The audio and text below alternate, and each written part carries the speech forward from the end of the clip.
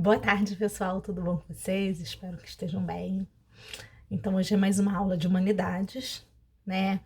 A gente está na página 7, teorizando a importância da lógica para o pensamento científico.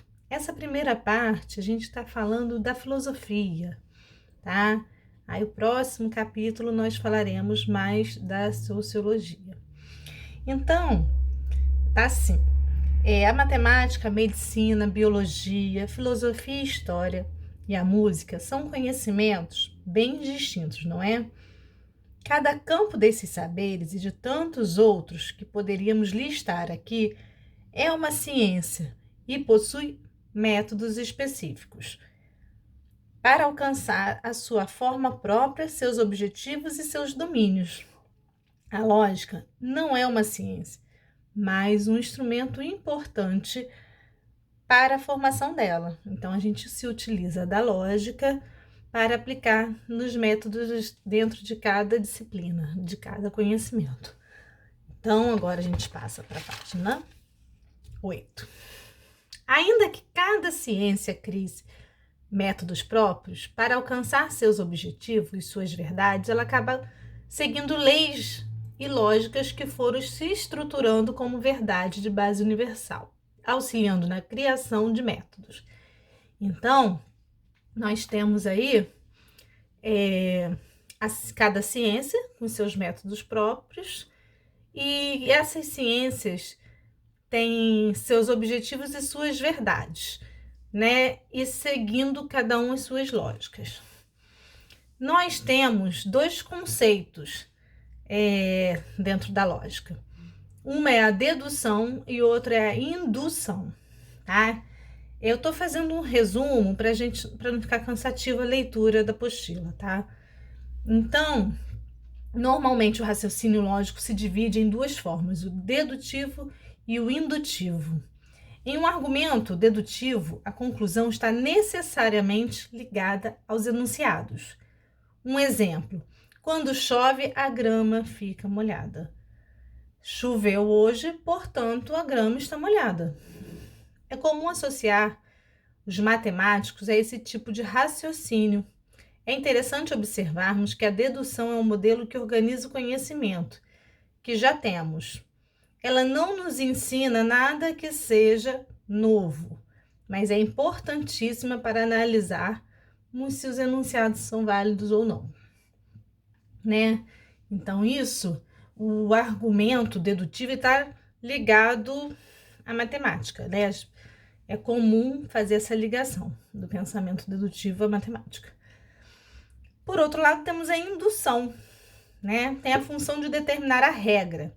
Em outras palavras, significa aprender a regra a partir dos diversos exemplos de como a conclusão segue ao enunciado.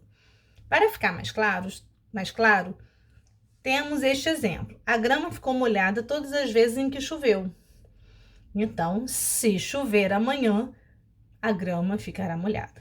É comum associar os cientistas com esse tipo de raciocínio, tá? Nós temos um exercíciozinho fácil na página 9.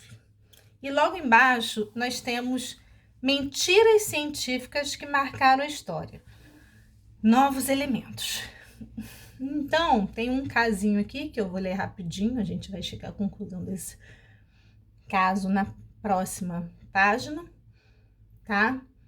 Em 1998, cientistas do Laboratório Nacional Lawrence Berkeley, nos Estados Unidos, foram parabenizados por conseguirem sintetizar dois novos elementos, nunca identificados antes, com colisões de chumbo e criptônio. Mas os mesmos cientistas não conseguiram reproduzir os resultados novamente e publicaram um pedido de desculpas no ano seguinte. Apesar da controvérsia, anos mais tarde, os elementos chamados de ununóquio e livermório foram detectados e reconhecidos de verdade pela comunidade científica. Então, o que que aconteceu ali? Eles, num primeiro momento, conseguiram, através de seus estudos científicos, identificar esses dois elementos. Mas esses dois cientistas acreditaram ter falhado, porque não, provavelmente, em algum momento do método que eles utilizaram, eles não conseguiram reproduzir esses dois elementos de novo. Então, né, diante da sociedade científica, eles tiveram que pedir desculpas. Porém, o que aconteceu? Como eles, né, tiveram produzido, anos mais tarde, outros cientistas que partiram das mesmas hipóteses que eles conseguiram alcançar o êxito. Ou seja, podemos concluir que algum momento dessa metodologia eles anotaram e esqueceram de rever, né? Então, o risco de um método frágil que não está estruturado de forma rigorosa e organizada possibilita falhas e equívocos. Provar a veracidade de uma pesquisa é de extrema importância para a ciência e é o que legitima ou não o sucesso dessa.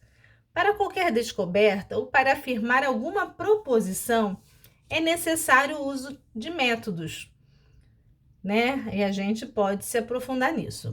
Aqui nós temos 2 exercícios, vocês podem pesquisar, podem perguntar dentro da casa de vocês, mas eu vou dar uns exemplos e, se quiser, pode usar assim na atividade. Cite 2 teorias que ainda não foram comprovadas cientificamente, mas que são famosas. Por exemplo, a gente tem aí a teoria de que se existem seres em outros planetas, né? Pode ter até evidências científicas, seres extraterrestres, alienígenas, seja lá o nome que foi dado. E também existe a teoria de que existem outros universos, né? Ainda não comprovado cientificamente, mas que deve haver indícios em relação a isso. Então, é de extrema importância, né, os cientistas estarem às voltas com isso.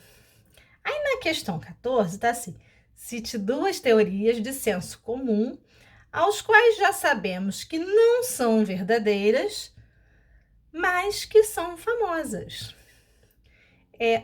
Gente, a teoria que está voltando muito, né, depois dessa questão da internet, das redes sociais, voltou muito falar sobre isso, que é a questão da Terra plana.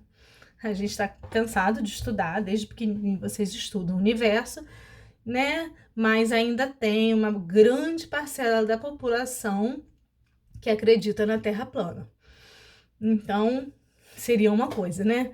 Mas já está provado que não é plana e ainda existe gente acreditando. Outra questão é cortar cabelo na lua cheia. Embora, né, várias pessoas acreditem, mas não tem nada provado cientificamente, né, que, enfim, cortar cabelo na lua cheia vai acontecer mesmo. Comer manga com leite, né, é uma lenda, né, criaram isso muitos anos atrás, histórias para a pessoa não comer leite com manga, mas que tem muita gente que ainda acredita que não pode. Mas não tem nada de ciência aí. Tá bom, pessoal? Pode usar esses exemplos para fazer as suas respostas, tá bom? Então vamos ficar por aqui. Beijão!